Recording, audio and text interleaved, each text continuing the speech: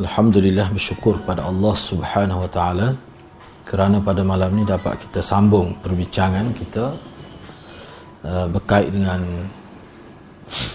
akidah dalam pelajaran akidah ni. Jadi insya-Allah pada malam ni saya nak ambil satu tajuk khusus yang berkaitan dengan tariqat juga, iaitu tariqat At-Tijaniyah. Jadi kita nak bincang secara ringkaslah, lebih kurang 1 jam, tariqat At-Tijaniyah.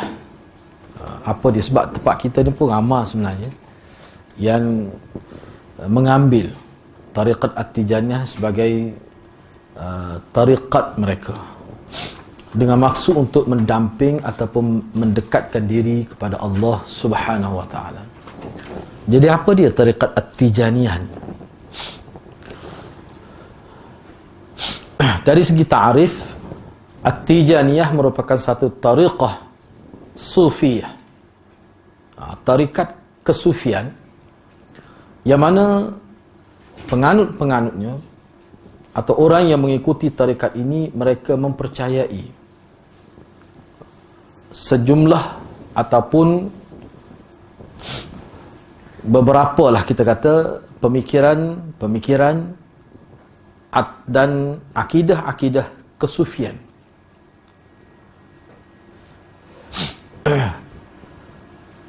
Tarikat Tijaniyah, salah satu akidah mereka yang agak menonjol adalah imkaniyatu muqabalatin Nabi, makna kemungkinan boleh bertemu dengan Nabi secara yaqazah. Mana boleh bertemu dengan Nabi SAW secara hissiyan, yakni secara yaqazah, dalam keadaan sedar di dunia ni. Dan kurang daripada itulah, ketika pengasas dia iaitu Abul Abbas Ahmad bin Muhammad ini pernah bertemu Nabi, dan Nabi mengajarkan secara khusus kepada mereka satu selawat yang disebut sebagai selawat Al-Fatih lima ughliqa.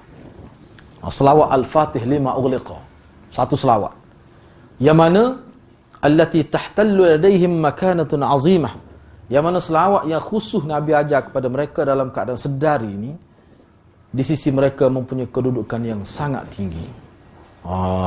Lepas ni saya sebutlah selawat tu kokok nak amal.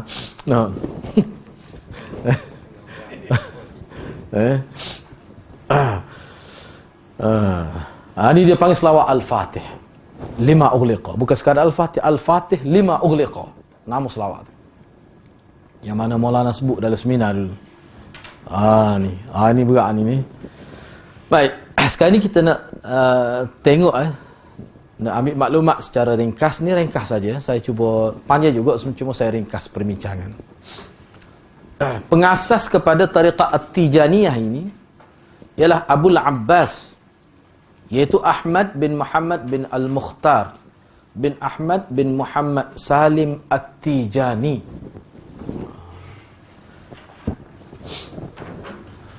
Jadi Syekh Ahmad bin Muhammad At-Tijani ini, pengasas tariqat At-Tijani ini, hidup di antara tahun 1150 Hijrah hingga 1230 Hijrah. Antara itulah. 1150 Hijrah hingga 1230 Hijrah. Tahun Masihnya 1737 hingga 1815 Masihiyah. 1737 hingga 1815.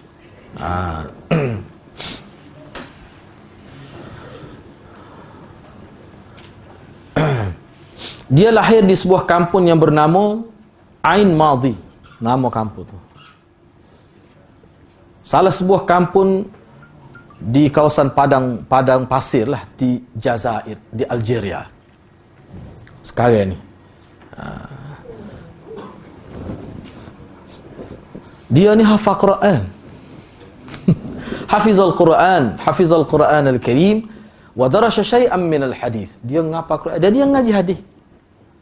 Bukan kata tak ngaji, orang ngaji. Tapi kalau kita tengok kepala sesak ni ngaji belaka. Bukan kata tak ngaji. Dia ni hafal Quran. Dia hafal Al-Quran dan dia belajar hadis. Dia belajar juga ilmu-ilmu syariat. Dan dia berpindahlah di antara kawasan daerah Fas, Tilmisan, Tunisia, Qahirah, Mekah, Mukarramah, Madinah Munawwarah dan Wahran. Mana ini lokasi tempat operasi dia semasa pencarian ilmu dia. Dia jelajah ni. Fas, bukan Fas sebab fa. Tilmisani, Tunisia lah. Lepas tu Qahirah, Mekah, Madinah dan Wahran. Ni.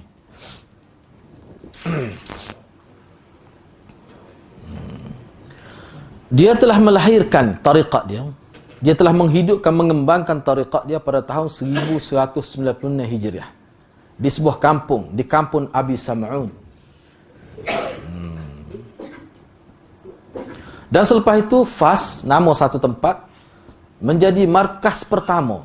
Tempat operasi dia yang pertama untuk tariqat ini. Tariqat Tijaniyah ni, tempat operasi mula-mula untuk dia mengembangkan tariqat dia nama Fas, nama tempat.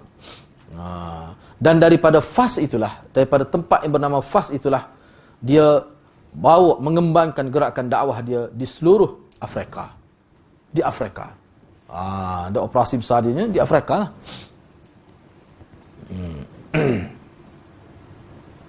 Dan memanglah di Fas itu, memang kesan peninggalan tarikat dia tu memang sangat nyata.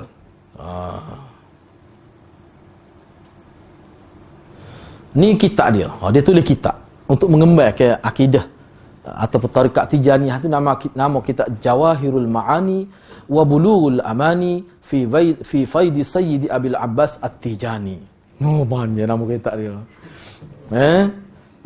Anak dia Ali Harazim, anak murid dia bernama Ali Harazim. Hak inilah hak dia kumpul kitab ni. Hak dia maknanya dia kumpul kata-kata ajaran tu guru dia buat sebuah kitab. Antara tokoh dia Syekh Ahmad bin Muhammad At-Tijani ni, dia berjaya melahirkan tokoh-tokoh dalam tarikat At-Tijaniyah. Yang paling terkedepan sekali, menonjol sekali Ali Harazim. Nama dia sebenarnya Abul Hasan Ibnul Arabi. Bukan Ibnul Arabi tu ni. Abul Hasan Ibnul Arabi. Dan dia ni mati di Madinah Munawwarah. Dia ni. Tengok kesahum lah ni. Anak murid, anak putih dia ni. Ali Harazim. Abul Hasan bin Ibnul Arabi. Yang kedua, Muhammad bin Al-Mishri Al-Hasani As-Sabihi As-Sibai. Mati pada tahun 1224 Hijrah. Ni penulis kitab ni. Bukan main-main. Nama dia kitab Al-Jami' lima iftaraqa minal ma'lum. Nama kitab. Kitab yang kedua, Nusratus Syurafa fi raddi ala ahli al-jafa. Nama kitab. Ahli bahasa kan. Dia tulis kitab pun ada unsur jinas dia panggil dalam istilah dia. Itulah. Lepas tu ramai lagi orang itu tak apalah. Hak tu kata hak ke depan benar. Baik, sekarang ni hak kita naknya, kita nak tengok ajaran dia tu lagu mana. Ajaran dia tu penting. Bagaimana butiran ajaran dia. Al-afkar wal mu'taqadat. Idea-idea dan akidah-akidah dia. Pemikiran-pemikiran dan akidah dia. Yang pertama.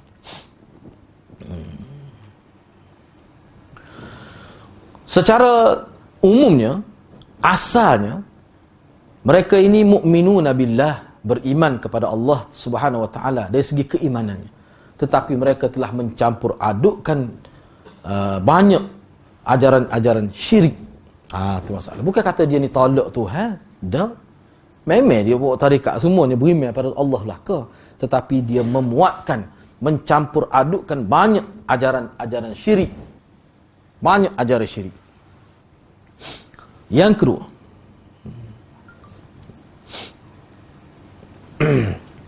jadi ajaran mereka ni sebenarnya banyak kesamaan dengan ajaran-ajaran tarikat kesufian secara umumnya.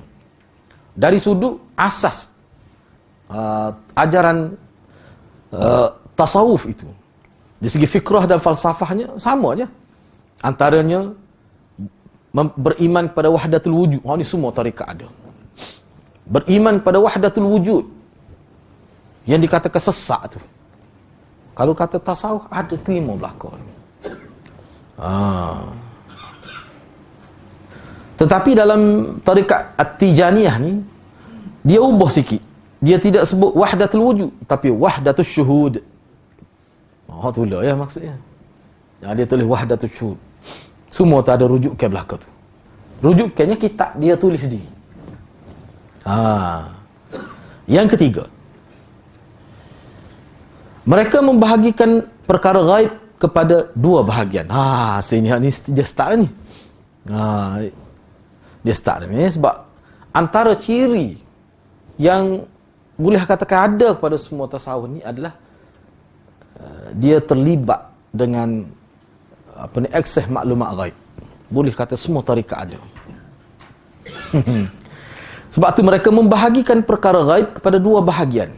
Yang pertama, ghaibun mutlaqun ista'tharallahu bi'ilmih.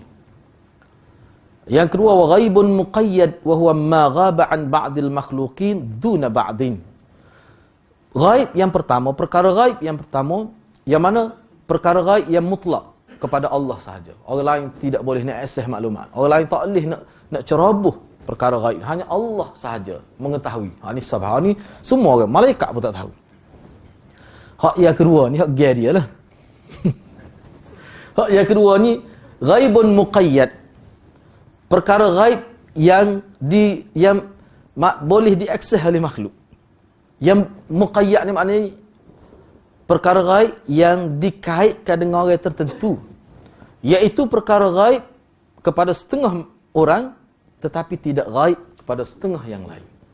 Mana orang-orang tertentu, orang-orang khawas, orang-orang yang mempunyai jiwa yang kita kata istimewa, kedudukan tinggi, dia boleh akses maklumat gaib yang kedua ni.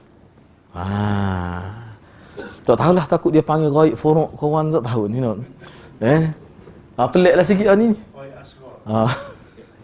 Jadi ada perkara gaib dia bagi dua. Jadi ana duk tengok macam mana dia boleh bagi dua? Apa dalil hujah? Tak ada. Tak ada. Kita duk tengok dalam kitab lain pun tak ada. Cuma dia sebut begitu. Bagi dua dia kata. Ya, dia boleh bagi dua tu apa? Kok mana? Dalil mana dia guna? Tak ada.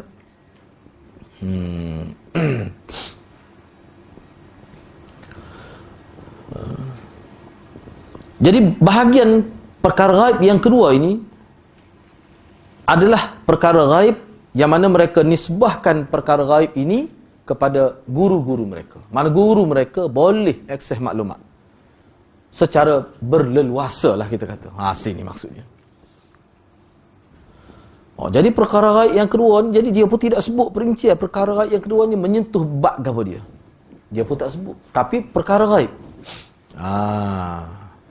Jadi kita boleh faham lah kalau bila kita belajar tentang tarikat, mana perkara gaib ni dia tidak nak akses maklumat di lauh mahfuz tu, dia tidak maksud gitu.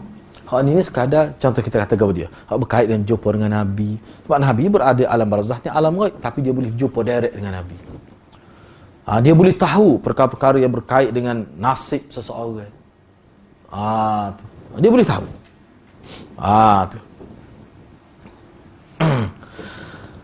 Rentetan daripada pembahagian itulah mereka mendakwa bahawa guru-guru mereka, masyayikh mereka terdedah perkara gaib berkenaan atau mengetahui perkara gaib dengan naluri mereka, dengan basair mereka. Basirah bukan tahu tu lihat dengan mata kasar ni, tidak, tapi dengan mata hati. Basirah ni makna mata hati.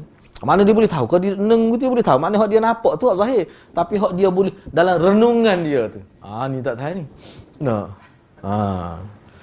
Enggak, kalau begitu kita boleh kata belaka tu. Kita renung tak. Hak ni kata gini, nak kata pasal nak kata mana? Dia mau tahu mana? Kamu tahu? Dia mau pula. Kamu tahu?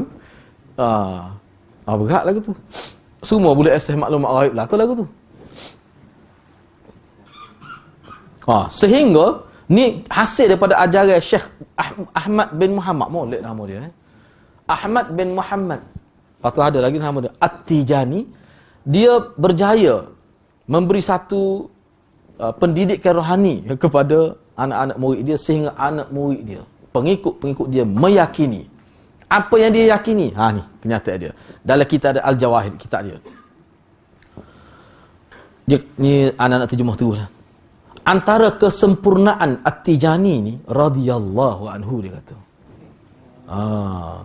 Dan betapa mencengkamnya naluri basirah dia tu dari sudut ketuhanan dan firasat dia yang cerah, terang benderang itu, yang mana nyata kesan ketinggian jiwa tu dalam mengetahui ahwalil ashab, dalam mengetahui ni tentang keadaan-keadaan apa ni orang-orang lain.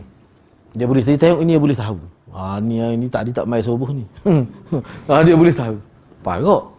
Dia boleh tahu, dia tengok begitu. Kasyaf lah. Bagai kasyaf ni kat serabut buruk ni. Kita kalau tahu sayang kita kasyaf, kita tak sayang dengan dia. Buat ke dia buat nyanyi kita? Dia kasyaf, kita tak.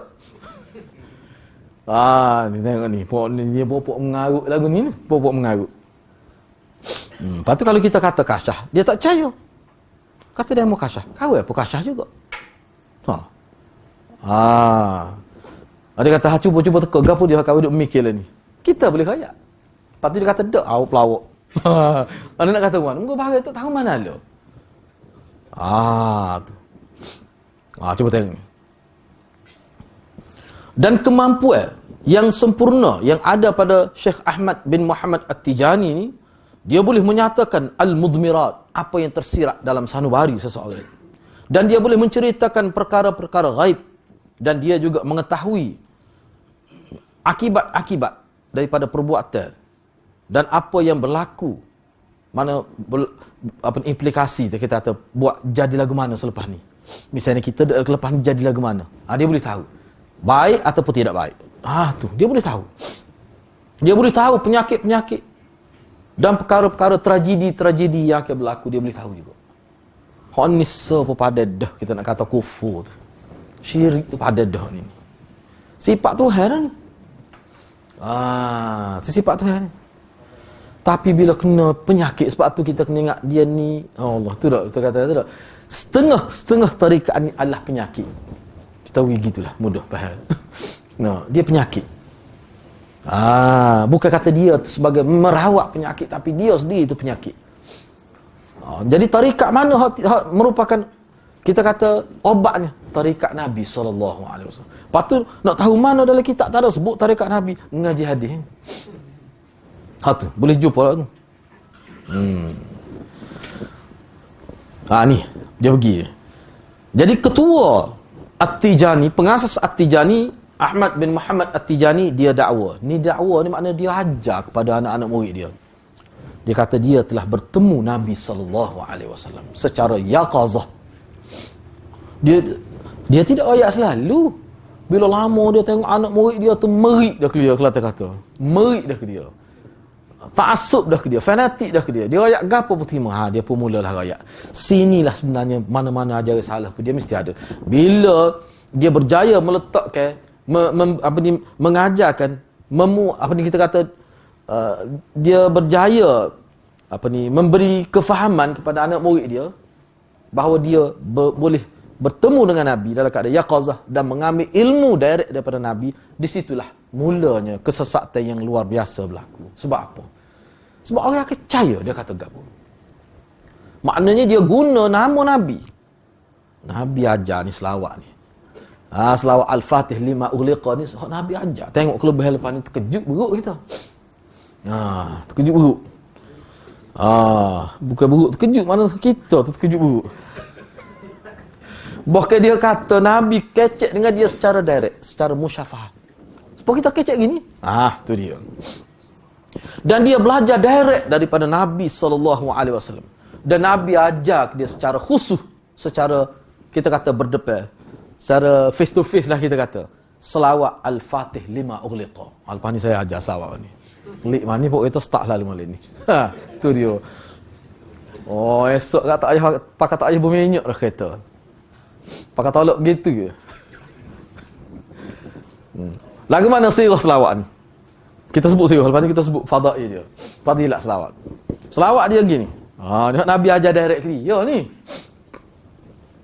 Allahumma salli ala sayyidina Muhammad al-Fatihi lima ughliqa wal khatimi lima sabaqa nasirul haqqi bil haqqi al-hadi ila siratikal mustaqim wa ala alihi haqqa qadrihi wa miqdarihi al-azim wa lahum fi hadhihi salah i'tiqadatun nasuqu minha ma yali.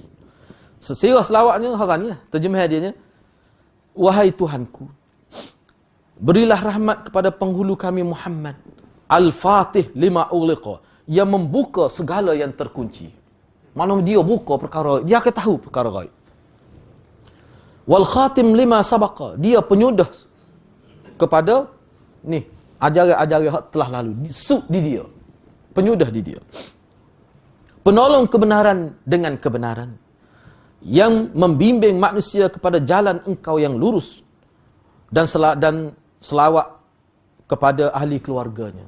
Haqqa qadrih, yang mempunyai kedudukan yang tinggi, wa miqdarih, dan mana kedudukan jugalah yang sepatutnya, yang begitu, wa miqdarihil azim, dan status dia yang sangat mulia. Bagi penganut tarikat At-Tijaniyah, sebenarnya sensitif kalau sebut penganut tu. Biar kita sebut gitulah, biar padan dengan dia tu dah. Dan bagi penganut At-Tijaniyah ni, selawat ni hak Syekh Tijani ni terima ni, ada orang amal ni, saya malas sebutlah, saya minta biar dulu. Kalau tu dalam proses orang duk kira. Wah, amal ni. Mana hak muda-muda bawah 35 aku tu memang ramai beratus orang. Ni. Muka duduk satu tempat. Saya cerita lah. Jadi kita kena pergi tu tanya khabar langsung, sebab ni banyak bulan dah disampaikan kepada saya. Kita tak boleh sebutlah tempat mana, sebab sebut tu tak ada habis tahun lalu. Itu semula. Gapo dia kelebihan selawat ni? Mempunyai kedudukan atas nama keyakinan. Yang pertama, anna Rasul sallallahu alaihi wasallam qad akhbarahu bi anna al-marrata al-wahidah minha ta'dilu qira'at al-Quran 6 marrat. Sesungguhnya Rasulullah sallallahu alaihi wasallam telah menceritakan kepada Syekh At-Tijani ni, sekali sahaja baca selawat ni dia menyamai baca Quran 6 kali. Khatam Quran 6 kali, sekali dia baca selawat ni. Allahumma salli ala sayyidina Muhammadin al-Fatihi lima ughliqa wal khatimi lima sabaqa nasirul haqqi bil haqqi al-hadi ila siratikal mustaqim wa ala alihi haqqa qadrihi wa miqdarihi al-azim. 6 kali baca Quran khatam. Tak sebab apa. Kita setahun tak habis khatam Quran. Yang kedua, ni kelebihan pertama. Kelebihan yang kedua, anna Rasul sallallahu alaihi wasallam qad akhbarahu marratan thaniyah. Hak tadi mula-mula Nabi royak kelebihan, ni royak pula selepas tu. Mana dia jumpa dengan Nabi ni acak kalimna ni. Ikut nak boleh jumpa. Bi anna al-marrata al-wahidah minha ta'dilu min kulli dhikrin wa min kulli du'ain kabirin aw saghirin wa min qira'ati al-Qur'ani 6000 marrah li'annahu kana min al-adhkar. Bahawa Rasulullah sallallahu alaihi wasallam telah menceritakannya untuk kali yang kedua. Bahawa sekali baca selawat ni menyamai semua zikir yang ada dalam Islam ni. Dan semua doa-doa, hak besar, hak kecil, hak panjang, hak pendek doa tu, sekali baca menyamai tu. Bahkan menyamai baca Quran 9,000 kali. 6,000 kali baca Quran. Campur dengan doa-doa zikir hak Nabi ajar semua dalam Quran tu, campur pula baca Quran 9,000 kali. Sama sekali saja baca selawat ni. Orang yang percaya ni kan, kita kata pelik tak. Kita sebab apa yang boleh percaya. Dia sebelum nak sapa ke tak ni, dia wih dulu hak lain tu lama bertahun-tahun. Dia tidak wih hak ni lalu. Mula-mula masuk tu pintu dia start dengan selawat ni, apa dia nak percaya. Dia nak nipu ni ada cara juga. Bayar ke lah. Tinggal Quran terai. Tinggal Quran. Ni betul-betul dia nak mengalih pandangan daripada Islam pergi kepada amalan yang tidak Islam. Tak ada Islam Quran. Zikir Nabi ajar, doa Nabi ajar. Tinggal tu apa? Sekali dia baca ni. Kalau baca 1,000 kali semalam ni, 3 sejak 1,000 kali sejak ya. Nah. Boleh 40 kali lacak apa peteh oh. Tak guna gaya buka pintu baca ni. Tak guna nak koci. Nama lagu selawat 5 ughliqa. Nah. Tu tak tahan tu. Ada lagi dia ni sini. Parut ni. Tapi dia kata, ni dia ikat juga nak boleh kelebihan tu pun kena ada cara dia. Tak boleh ngomong tu terlalu. Dia kata innal fadla la yahsul biha illa bi syarti an yakuna sahiba ma'dhunan bi tilawatiha. Wa hadha ya'ni tasalsul nasabil idhn hatta yasila ila Ahmad at-Tijani alladhi talaqahu an Rasulillah kama yaz'umu. Dia kata kelebihan ni tak dapat dengan syarat orang yang nak amal ni dia kena ijazah. Mana kena masuk kita amal, kita tak ambil tarikat dia. Dulu ingat dulu nak ayat punya kita habis dulu nak syarah pun habis dulu. Nak kait dengan Syiah ni dia. Mesti dapat izin untuk baca. Mana kena bai'ah lah. Kena bai'ah. Ini bererti mata rantai nasak keizinan itu mesti sampai kepada Ahmad At-Tijani. Saya ambil dengan Cikgu Ding ambil ni. Siapa ke Tijani? Tak boleh putus. Kalau inqitak tak jadi, tak ada kelebihan ni. Mesti masalah dia mesti ittisal. Tak boleh munqati, tak boleh. Sebab apa tu? Sebab dia pun terima dengan Nabi, mana bila siapa ke dia, maka siapalah kepada Nabi. Tu dia. Jadi tak boleh. Mana kalau kita ambil, kita nak amal, kita ambil tu saja. Tak boleh, kena ambil cukup sekotak. Satu package. Ingat dulu pernah berlaku. Ni selepas tahun 79 bila Khomeini pergi tampuk pemerintah di Iran, dia isytihar Republik Islam Iran itu, lama selepas tu timbul kan. Tahun sekitar hampir sebelum tahun 90 lagi lah. Dan tahun ni kecohnya selepas tahun 90. Jadi puak-puak Syiah di Malaysia ni kata Khomeini itu berjaya memerintah tu bukan kerana mana dia mengamalkan politik siasah Syiah itu. Bukan. Kalau kita ambil kaedah politik Syiah, tak akan berjaya kita. Sebab dia berjaya tu kerana dia bukan sekadar ambil siasah saja, dia ambil Syiah tu sendiri secara lengkap. Tu memang dia sebut itu. Macam mana kita nak berjaya? Sebab kita tidak menghayati Syiah tu. Kita nak ambil kebaikan, misalnya nak ambil khumus, misalnya sistem ekonomi dia paling terkenal lah tu. Tak akan berjaya, tak akan tercapai. Sebab apa? Sebab hal tu salah satu juzuk kecil daripada ajaran dia. Sebab juga ni. Awak nak kelebihan selawat ni, awak kena masuk dulu ajaran ni. Kena ambil semua tarikat Tijaniyah.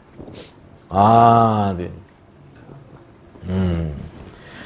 Ni kelebihan dia lagi ni. Ni lepas tu Nabi royak pula kelebihan. Acak kali menajur pun. Nabi kau jumpa royak sama kelebihan ni. Anna man tala salat al-Fatih 10 marrat kana aktsaru thawaban min al-'arif alladhi lam yadhkurha walau 'asha alfa mi'ah walau 'asha alfa sanah. Sesiapa yang membaca salawat Fatih 5 ughliqa ni 10 kali, dia boleh pahala kelebihan orang yang arif dalam agama ni, orang yang arif yang duk berzikir sejuta tahun. Orang arif semua, orang arif billah, orang yang duk beribadat kepada Allah, duk berzikir selama mana atas dunia, katalah sejuta ada orang arif seluruh dunia dan duk berzikir sejuta tahun. Pada baca 10 kali ya selawat ni. Nengung puak-puak tu. Parut dia main, tak main sikit. Belum pelawak dia sampai situ. Dosa betul lah sikit pun. Tu dia cara. Ada lagi ni. Man qara'aha marratan kuffirat biha dhunubuh. Wa wuzinat lahu 6,000 min kulli tasbihin wa du'ain wa dhikrin wa waqa'a fil kaun. Sesiapa yang baca sekali saja, Allah akan hapus semua dosa dia.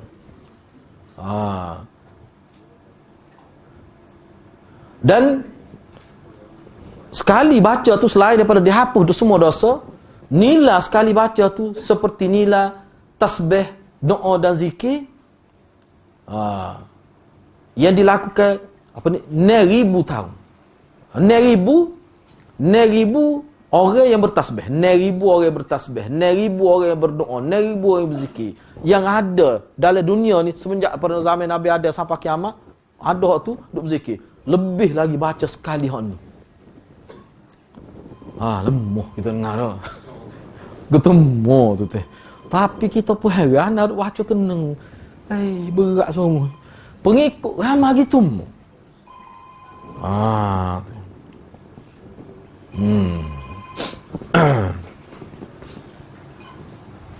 Cuba tengok dah Yaqazah ni, semua tarikat timbul. Dia ni kata timbul, kata mari mana apa ni kita kata bersama Nabi, boleh jumpa Nabi. Hak duduk di Penang, duduk di Kedah ni, duduk tengah makan nasi, Nabi mari makan nasi sekali dengan Nabi satu hidangnya. Kita nak makan untuk ngolu payah kat lah. Nah, ni dia boleh dengan Nabi SAW. Parut kat lah tu.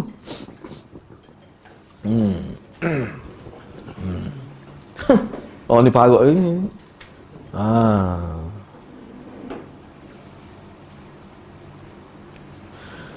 Mereka beriktikad. Oh sini tuan kita ni dia beri peringatan ni. Cuba perhati. Dia kata apa ni, Syekh At-Tijani ni mengasaskan tarikat mereka dengan mengasahkan di atas satu amalan yang kecil saja, yang simple, tetapi mereka akan mendapat ganjaran yang begitu besar. Dari sudut tu pun kita nampak dah tak betulnya ajaran ni. Salah satu pengecaman, salah satu kaedah kita nak tahu hadis tu maudhu' ke tidak, hadis tu tak benar ke, buat amalan sikit lah, tiba-tiba boleh pahala besar ketemu. Ataupun kesalahan kecil lah, tapi pahala dosa tu berat ketemu. Boleh cek lalu hadis tu masalah. Mana hadis tu kena kaji tu. Misalnya, semaya tarawih malam yang ke-17 boleh pahala Nabi. Boleh maknanya semaya malam ke-17 semaya tarawih. Boleh duduk bersama Nabi di surga Firdaus. Semaya tarawih. Tak ayat lagi tu berapa rakaat amal tu. Semaya tarawih. Ni ada ni ustaz baru ni, dia kata mai tarawih ni mesti kurang kena apa ni 4-12.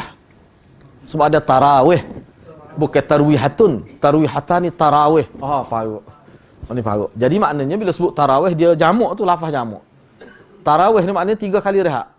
Tarawih ni 4 kali rehat sebentar. Tu baru, kalau tu baru tarwihatun. Lepas tu buat 4 pula, lepas tu rehat pula 2 kali, itu baru tarwihatani. Jadi semaya pula 4 rakaat, lepas tu baru tarawih. Jadi siapa dia buat kurang daripada 12, maka dia tak boleh pahala tarawih. Parut ni. Parut ni. Jadi hak buat 8 tu memang tak boleh apa satu.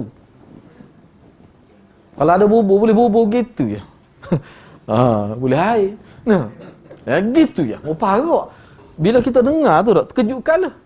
Dia siap dengan whiteboard lah. Siap dengan whiteboard yang tulis. Ni. Parut tu. Banyak kan perbincangan ulama dulu 8 dengan 20 ni guna hadis bincang. Bukan guna whiteboard. Bukan guna kaedah matematik. Dia guna hadis. Tengok tu berat tu. Anak duduk tengok tu. Anak duduk renung tengok ni. Sudah naik mustawa lain dah ni. Parut. Terlajak guna akal je lagu tu. Nak takwil habis. Tu berat juga tu. Tapi kukuk mana pun kita kata tidaklah berakidah, tapi kukuk mana pun ganjil tu. Jadi tarikat Tijaniyah ni mereka berkeyakinan mereka ni ada kelebihan yang khusus nak berbanding dengan orang lain dari segi maqam. Sesiapa yang mengikuti tarikat ni At-Tijaniyah, dia akan lebih daripada orang lain dari segi maqam. Dia lebih ni yang pertama. An tukhaffafa anhum sakaratul maut. Ringan saja menghadapi sakaratul maut. Jadi tak sakit, relax gitu ya. Cocok nak pergi Mekah gitu ya rasa. Tak ada rasa apa, takut ikut mula-mula tu. Lepas tu, siap dah. Gitu ya seolah-olah. Setengah orang siapa kau jadi Nabi sendiri beberapa kali pensel dok letak tu. Tapi dia ni dok. Ni khusus untuk dia. Ni khusus untuk dia. Bayarkanlah suka buat dia ni. Jadi dia ingin. Tu. Yang pertama. Yang kedua. Siapa dia ikut tarikat dia ni, an yuzillahumullah fi zilli arsyih. Dia akan mendapat bayangan arasy Allah. Fi yaumil la zilla illa zilluh tu. pada hari yang tidak ada bayar.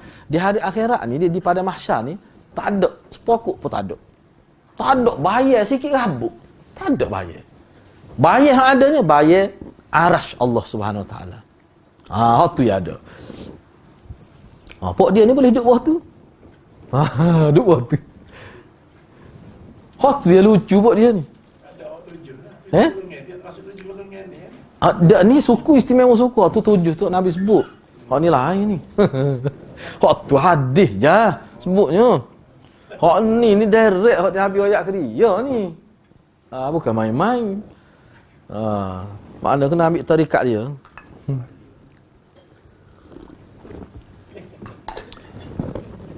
Mana kalau kita tengok ni kan, memang terkejut lah. Memang kita terkejut. Tetapi itulah nasib setengah-setengah manusia kan. Cuba tengok lagi. Yang ketiga, ni kelebihan. Mana kalau masuk tarikat dia, dia akan dapat. Perkat raya bunyi. Annalahum barzakhan yastazilluna bihi wahdahum. Sesungguhnya mereka akan ada barzakh. Barzakh ni alam perpindahan. Daripada kita nak pergi ke alam akhirat, dia kena yang mereka pokok mereka je boleh berlindung di bawah barzakh. Tapi barzakh sini maknanya macam awning tu lah. Boleh berlindung di hari akhirat. Pada hari yang tidak ada bayar tu. Jadi maknanya dia gambarkan di sini bahawa arash Allah tu sebagai awning lah kita kata, sebagai sutuh untuk tempat mereka berteduh. Jadi puak-puak dia ni boleh. Yang keempat, annahum yakununa ma'al aminin inda babil jannah hatta yadkhuluha fi zumratil ula ma'al Mustafa sallallahu alaihi wasallam wa ashabihi al-muqarrabin. Mereka ni bersama orang-orang yang amanah. Amanah ni satu amin. Amin ni satu darjah kebesaran dalam agama. Orang yang amanah seperti Nabi, Siddiqin, apa aminin belaka tu. Mereka berada dekat pintu syurga. Pupuk dia duduk pintu syurga, duduk pintu. Yang mana mereka akan masuk syurga tu kumpulan mula-mula sekali. Adalah hadis zumrah ula, kumpulan mula-mula masuk syurga tu Nabi lah. Dia kumpulan bersama Nabi lah. Nabi Muhammad sallallahu alaihi wasallam. Dan pengikut-pengikut dia yang rapat dengan Allah Subhanahu Wa Taala. Jadi pok dia ni masuk syurga sekali dengan Nabi. Main. Kita ni naik ni tiap atas tiap sirat tu lagi nya kait kaki dia dak. Tak ada belakang tu. Pok dia ni. Dia duduk kali dengan Nabi.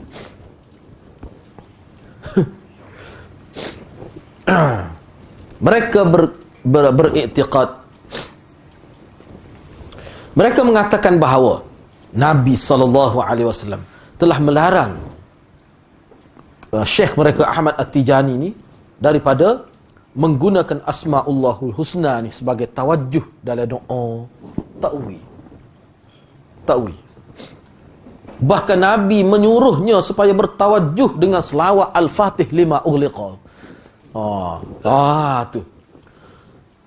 Kenyataan ini, ajaran ini bercanggah dengan terang dengan ayat Allah yang mulia, walillahil asmaul husna fad'uhu biha. Allah suruh berdoa guna tu, puji Tuhan guna nama Tuhan. Tak, dia kata puji Tuhan guna selawat Fatih. Tu dia, tak lebih mana tu. Tu yang nyetok kaki-kaki duk baca tu.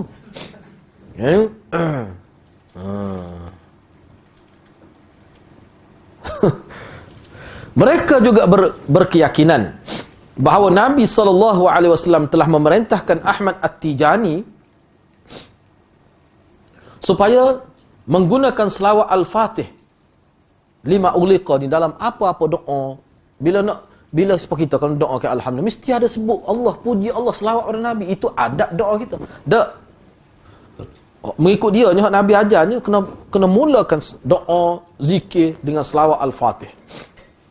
Dan Nabi tak pernah suruh sesiapa pun sebelum dia. Inilah suruh yang mula-mula. Awakah pun Nabi tak suruh. Semua itu merupakan pendustaan yang di atas nama Nabi Muhammad sallallahu. Tu. Jadi macam mana umat Islam boleh terima ni? Kalau terima ni maknanya pertama sekali dusta atas nama Nabi. Yang kedua, Nabi menyembunyikan risalah terhadap umat. Tiba-tiba royak. Cuba tengok, kita sebut dah ni, tahun bila tahun bila At-Tijani ni lahir bila? Kalau mengikut sini, tarikh lahir dia tidak jelas. Cuma kalau sini dia sebut antara tu 1150 Hijrah. Maknanya 1000 tahun lebih selepas tu baru Nabi royak. Maknanya Nabi tak royak kepada Sayyidina Bakar, Sayyidina Ali pun terlucu ni. Boleh ke dia 1000 tahun lebih baru Nabi royak? Maknanya Nabi telah menyembunyikan wahyu daripada Tuhan. Patutlah ke mana orang-orang sebelum tu, sebelum 1000 tahun? Abu Bakar pun tak sempatlah dengar selawat ni. Jadi seolah-olah Nabi telah menyimpan maklumat ni. Sehingga sampai ke satu ketika, maka Nabi pun buat keluar dan bui kepada Syekh At-Tijani. Idbaha bihi li syaikhihim Ahmad At-Tijani. Tiba-tiba selepas lahirnya Syekh At-Tijani, Nabi pun pergi jumpa dia dalam keadaan nyata, bukan mimpi. Ni selawat ni, aku tak pergi siapa, aku pergi kamu seorang ni. Tu dia. Ni satu ni. Hum kabaqit turki as-sufiyyati yujizuna at-tawassul bi dhatin nabi sallallahu alaihi wa ibadillahi as-salihin wa yastamiduna minhu wa minhum wa min asy-syaikh al-'Abd al-Qadir al-Jailani wa min Ahmad At-Tijani dhatihi wa hadha mimma naha anhu syar'ullah. Jadi mereka ni tarikat At-Tijani ni supaya tarikat sufi lain ni mereka mengharuskan bertawassul dengan zat Nabi sallallahu alaihi wasallam. Minta doa dengan Nabi. Ataupun minta pergi dengan berkat ketinggian jah Nabi sallallahu alaihi wasallam, tolonglah doa kepada Allah untuk kami. Itu hak rengeh sikit. Arti panggil so lagi minta dengan Nabi tu, ya Rasulullah madad misalnya. Tu. Semua sufi boleh kata-kata terima lah ni. Dan bertawassul dengan zat hamba-hamba Allah yang saleh. Mereka meminta tolong kepada mereka. Dan juga mereka bertawassul dengan Syekh Abdul Qadir Al-Jailani dan juga Syekh mereka sendiri Ahmad At-Tijani. Tu jelas tu. Hak ni menjadi satu upacara ibadat yang sangat ketara dalam ajaran mereka.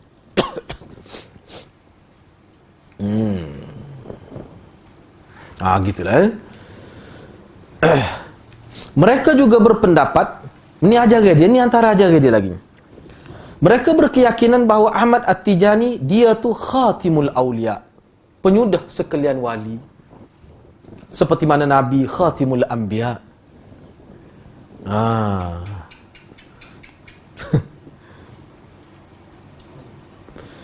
Dia boleh etikot gitu. Enggak tahu bila dia etikot gitu.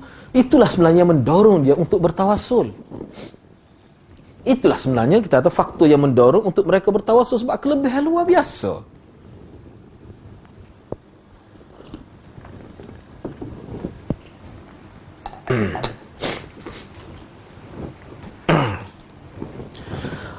Bahkan Ahmad At-Tijani mengajar kepada pengikut dia, man ra'ani dakhalal jannah.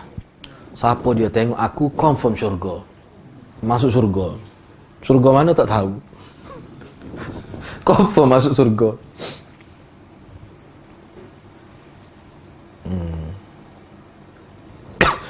Lepas tu dia sebut lagi. Mula-mula sebut secara umum. Ni dalil umum. Saat ni dalil umum. Dalil yang lebih khusus lagi. Anna man hasala lahu nazar ilaih fi yawmail jum'ati wal ithnain dakhala al jannah. Sesiapa yang boleh tengok dia, sesiapa yang boleh melihat, orang kalau kita sebut terjemah Kelantan, siapa dia jumpa dengan dia pada hari Jumaat atau hari Isnin, confirm syurga. Nak ayat kelebih hari Jumaat, kelebih hari Isnin, dia kait dengan tengok dia pula, bukan kait dengan lain. Masuk syurga juga.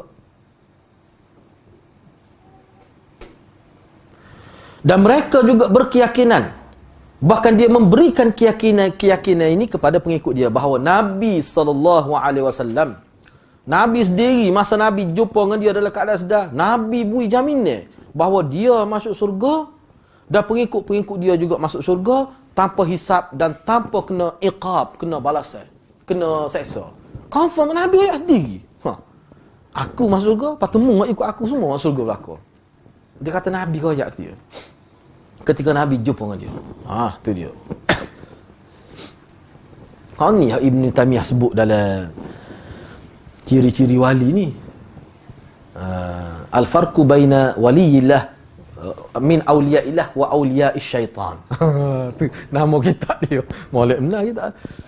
Perbezaan di antara wali-wali Allah dan wali-wali syaitan. Tu dia. Mudah ya. Ibn Taymiyah kata, tanya. Kalau kata dia kata Nabi ayat dia, kata mu tahu mana Nabi ayat? Nabi mari jumpa. Yalah betul lah. Tahu mana dia tu Nabi? Ibn Taymiyah kata dia tak boleh pergi 3 ni lah. Sebab kita biasa dah jumpa orang lagi ni. Mula-mula dia kata dia ayat dia Nabi. So lepas tu orang dalam tu ayat dia Nabi. 2, yang 3 dia berasa kau tu Nabi. Tiga cara nak kenal Nabi dalam hak ni, hak mimpi ni. Tak mimpi. Kalau ayat qazah ni tak tahu dah lagu mananya. Hak mimpi. Kau tu ayat dia Nabi. Ataupun orang dalam tu ramai-ramai dia kata ni Nabi. Kat barang lagu tu boleh percaya, boleh nak ambil akidah daripada tu. Cuba fikir, sesat ni orang panggil sesat. Sesat dia melampaui akal manusia tu. Tu. Tengok dia tahu. Tapi nyacaya ramai pengikut ni di Afrika ramai benar ni, di Lebanon.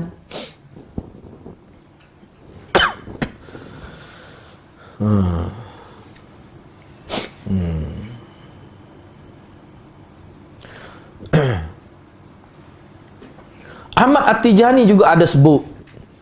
Anak-anak murid dia duk ulai semua ni, dia sebut sini anak murid dia duk sebut semua ni, tok guru kita kata. Tok guru dia kita kata ke dia? Setiap apa yang Allah berikan kepada orang yang arif kepada Allah, maka semua tu Allah berikan kepada aku.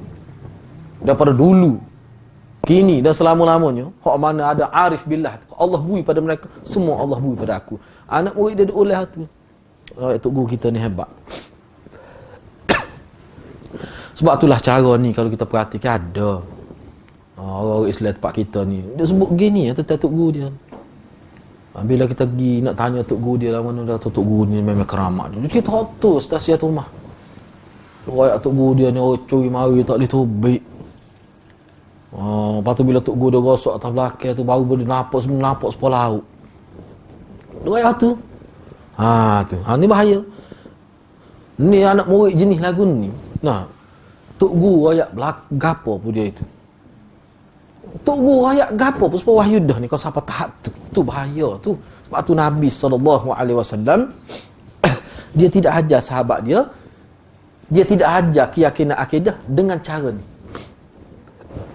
Akidah dalam Islam Quran dengan hadis. Quran. Dia tidak ajar dengan cara benda-benda gini, tidak. Sebab itulah kita tengok orang kafir, pemimpin-pemimpin Quraisy masuk Islam bukan kerana mukjizat, tapi kerana Quran. Cuba ayat bila bulan terbelah tu dah, berapa orang masuk Islam? Dia tengok dari riwayat. Minggu depan dia minta pula Nabi kata hak baru ni tak sah lagi. Baru ni tak beriman lagi. Kalau anda nak sebut dengan kata-kata Nabi, kita nak ayatnya hak Nabi sebut mafhum dia. Bukannya aku bukan je belah bulan. Kalau nak beriman tak nanti bulan terbelah. Makna untuk kita beriman kita tak perlu sebenarnya. Sebab tu ulama sebut mukjizat ni sebagai bukti kenabian. Baik. Cuba tengok ni. Dia kata dia berat ni dia. Enggak pengikut ni dah Allah. Inna ta'ifatan min ashabihi law wuzinat aqtabu ummati Muhammad ma wazinu sya'ratan fardin min afradihim. Fa kaifa bihi huwa? Dia tanya pula. Dia kata Taifah, satu kelompok daripada pengikut tarikat Tijani, kalau ditimbang dengan seluruh umat Muhammad, tak akan sama mereka tu semua umat Muhammad tu dengan sehelai rambut daripada seorang kelompok mereka. Maknanya kalau kita nak timbang lah, nak ayat dari segi timbang kelebihan seluruh umat Nabi Muhammad daripada mula-mula Nabi Muhammad umur 40 sampai pada hari kiamat, kita ni masuk mana? Timbang semua, nak tahu kelebihan, nak banding dengan selai rambut je puak dia. Seorang ambil selai rambut. Lebih selai rambut puak dia lagi. Ni barang kita tak terlitah belakang ni. Barang kita tak terlitah ni. Sebab tu orang-orang nak penipu dia kena ngaji bagi-bagi lagu ni. Biar nak nipu biar sampai setahun ni. Sebab tu dah ke ayah peng apa ni ayah peng lah. Ayah peng tu tak. Kerajaan langit. Pelik ke kalau kita baca kita tak ada pelik. Kalau dulu orang-orang selalu tak ada pelik. Pokok sufi ni sufi yang sesak ni. Bukan kata sufi. Merak nak malam. Ayah peng pun naik ke langit. Pelik apa? Merak nak malam. Dalam kitab sebut bila dia merak ke, dia jadi bulat. Sebab tu dia ruai tempat ibadat dia. Bumbu dia tu bulat. Bulat tu tempat dia naik tu. Apa ni dia panggil su'ud. Tempat dia naik. Sulam macam tangga naik. Orang kata nampak dia, nampak tu tak tahu. Semua bapak ni dia yang nampak tu yang kita gerai tu. Semua gitu bapak dia. Ni pelik semua. Kalau benda pelik dia seorang nampak. Kita baca kita ni peluh kat lah kita. Tu. Gapo dia lagi? Cuba tengok dia kata. Dia ajar kepada anak murid. Inna qadamayya hatain. Ni dua tumi aku ni. Dua tumi aku dia ajar anak murid dia. Anak murid percaya pula anak murid. Ala raqabati kulli waliyyin min ladun khalqillahi Adam ila nafkhi fis sur. Ni tapak kaki aku ni sentiasa berada di atas tengkuk-tengkuk setiap wali Allah semenjak Allah jadikan Nabi Adam sampai kepada ditiup trompet kiamat itu. Mana nak ayat dia ni tinggi. Wali tu, orang kepada wali tu duduk bawah tapak kaki dia.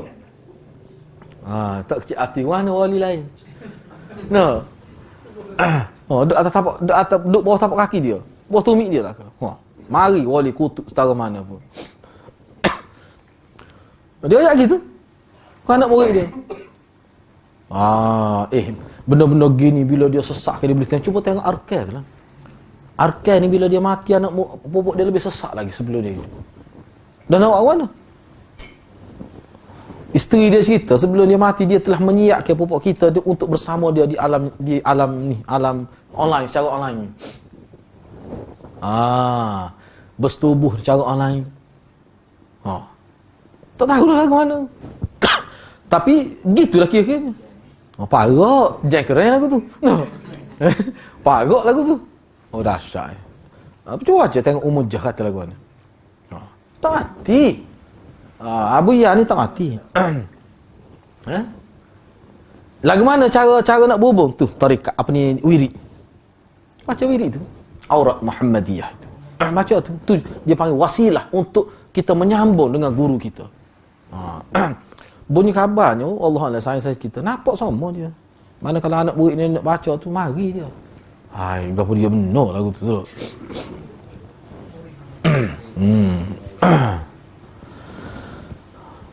Mereka ni ada wirid khusus yang mereka baca pada waktu pagi dan pada waktu petang.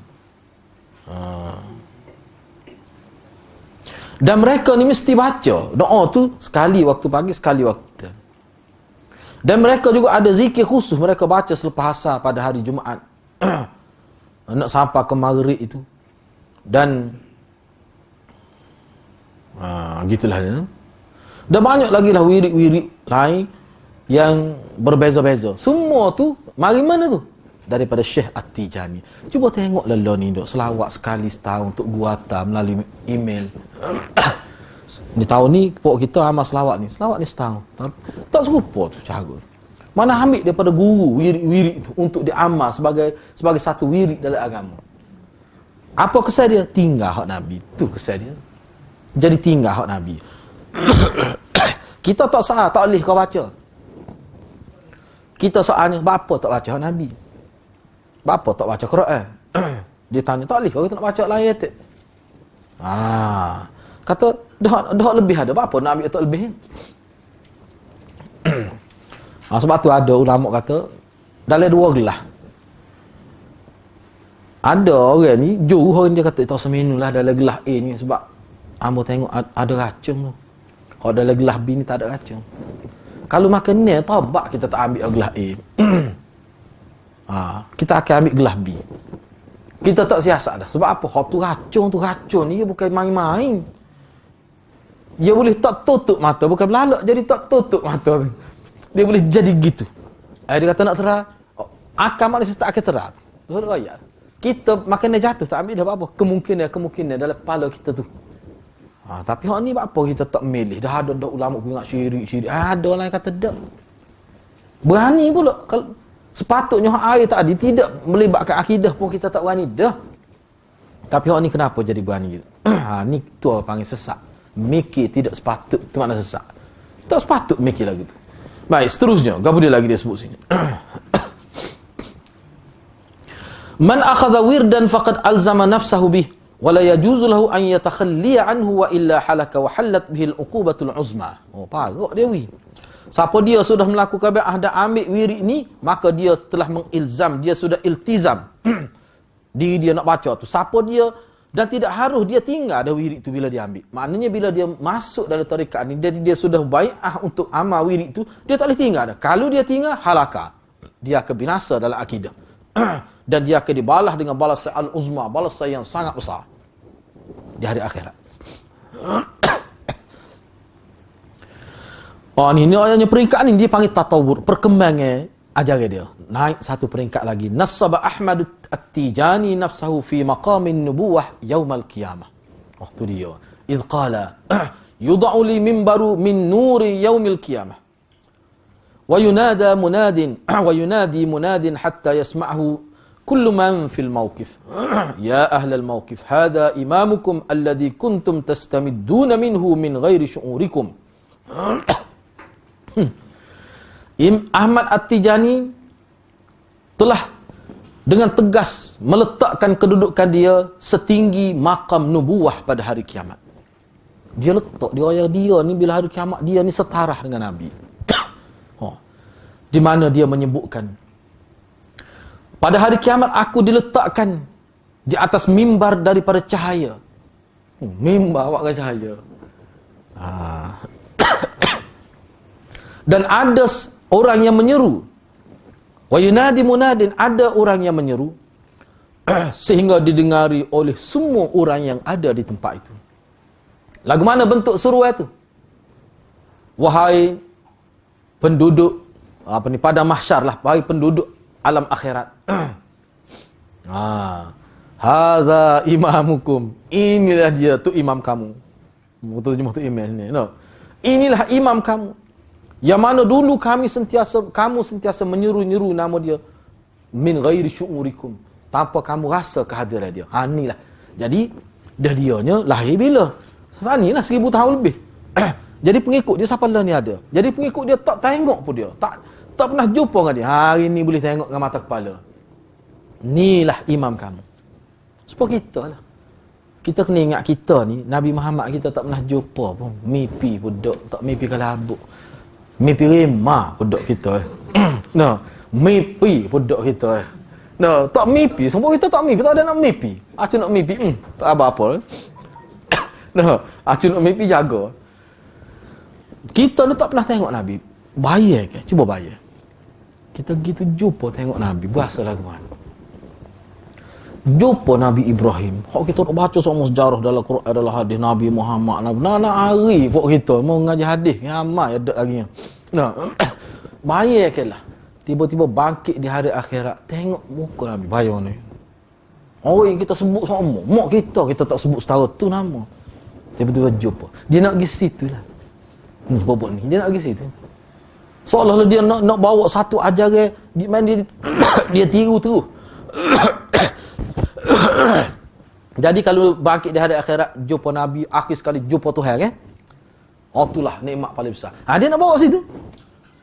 Boleh tengok imam kamu Syekh Ahmad bin Muhammad At-Tijani Al-Autari ni. No. Siapa begitu sekali. Bayarkanlah tengok dia. Cuba tengok. Dia nak mengalih pandangan. Jahat kau ni. Memang jahat. Siapa begitu sekali.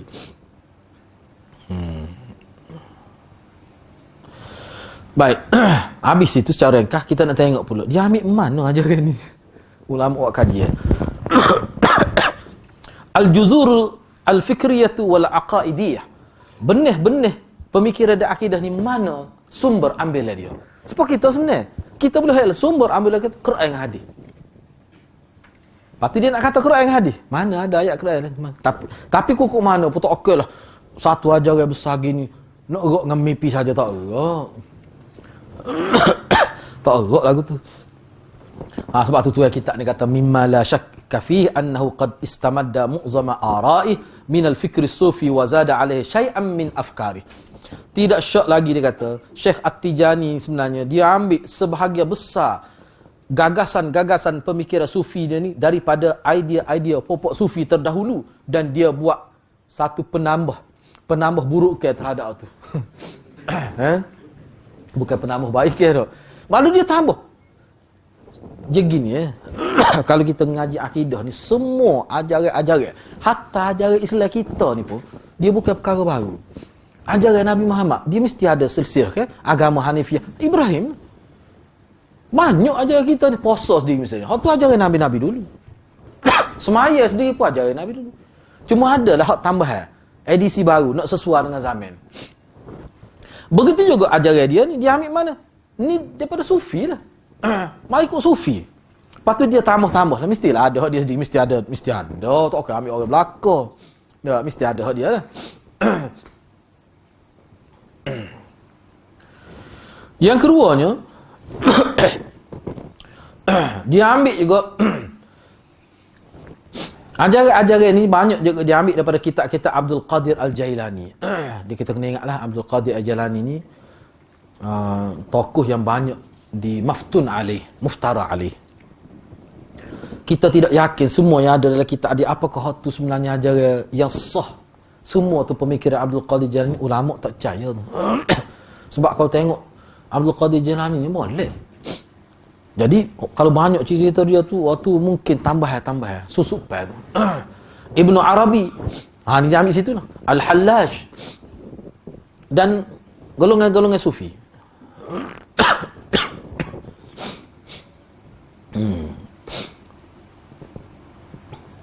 Dan yang ketiganya sumber ambilnya tarikat dia ni sebenarnya dalam tempoh-tempoh yang berlalu dalam kehidupan dia, dalam perjuangan tarikat dia ni banyak juga dia cedok daripada tarikat-tarikat lain, daripada guru-guru tarikat hak dia belajar, dia ambil waktu sikit ni sikit. Sebab tu kita tengok belajar dia pokok Qadiriyah pada Khulwatiyah pada tarikat Khulwatiyah. Ni lucu ni.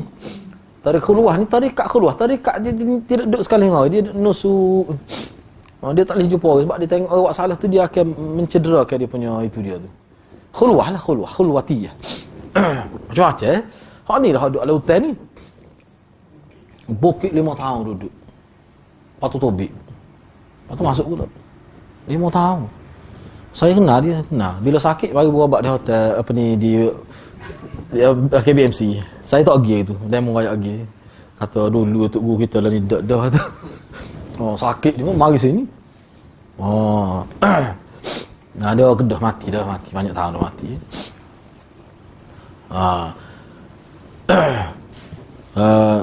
Lepas tu dia ambil juga asah ajaran dia ambil daripada kitab Al-Maqsadul Ahmad fi Ta'rif bi Sayyidi Abi Abdullah Ahmad. Dia ditulis oleh Muhammad bin Abdul Salam bin At-Tayyib Al-Qadiri Al-Husaini yang dicetak di Fas. Tu. Baik. Akhirnya kita nak tengok ajaran dia ni peringkat awalnya tersebar mana? Ajaran dia ni peringkat awal lah. Mula-mula sekali daripada tempat dia lah disebut tadi di Fas itu. Kemudian selepas itu tersebar di banyak negeri di kawasan Maghrib Morocco, negeri sebelah Morocco, Sudan, sebelah barat Sudan. Lah ni disebut Senegal, termasuklah Senegal dan sebagainya, Nigeria Utara, Afrika, Mesir, Sudan. Dan banyak juga di tempat-tempat lain selain pada Afrika tu lah. Dia tak sebut di Malaysia ni. Tak masuk lagi. Sebab edisi ni berkali edisi selepas ni. Lepas tu Syekh At-Tijani ni dia ada kitab dia sendiri. Daripada kitab dia tu lah. Dia Syekh At-Tijani ni banyak juga ajaran dia sebut oleh kitab dia tak ada nak sebar. Anak-anak murid dia sebar. Gitu. Anak murid dia sambung kerja dia tu. Gitu. Baik.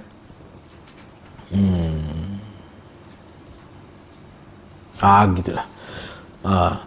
Jadi tu kita ni dikata kita boleh simpul dengan mudah saja ajaran ni, kesimpulan dia. Wa yattadihu mimma sabaq. Jelas daripada perbincangan yang lalu ni kata kita boleh kata ginilah. Orang-orang yang mengikut ajaran Tijaniyah ni sebenarnya mereka ni adalah ahli bid'ah dalam ibadat. Hak tu tentulah, tak boleh takwil dah. Sebab dia nak apa dia? Sebab asal ahli bid'ah ni dia nak mubalaghah. Dia nak mubalaghah dalam ibadat. Nak biar nampak lebih. Tujuan nak suruh lebih lah.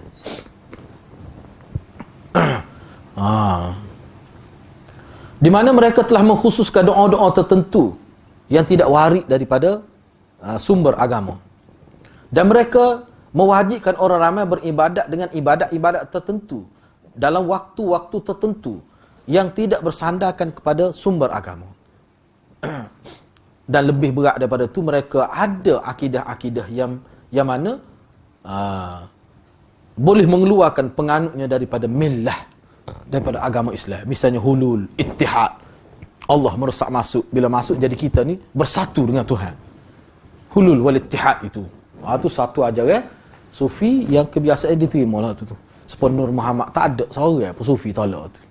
Semua terima. Kecuali sufi hak ngaji hadis. Hak tarekat Nabi ni. Gitulah. Jadi penting juga kita tahu. Hak pokok tarekat banyak lagi hak tarekat ni. Kita tengok pelik-pelik lah. Ana tidak nak suruh ingat nama tu, nak suruh ingat bentuk ajaran tu. Tengok lagu mana. Kalau kita perhati hak ni tak ada setuh dalam hadis kita ngaji, tak ada dalam Islam kita. Tak ada. Kalau nak ngaji hak ni kena ambil kitab lain. Kena ambil silsilah lain. Kalau silsilah Abu Bakar tak ada. Silsilah Umar tak ada. Gitulah. Jadi dalam setakat itulah sebagai perbincangan ringkas biar kita tahu berkenaan tarekat ni sangat penting kita tahu ya. Gitulah. Setakat itulah. InsyaAllah kita sambung minggu hadapan. Assalamualaikum warahmatullahi wabarakatuh.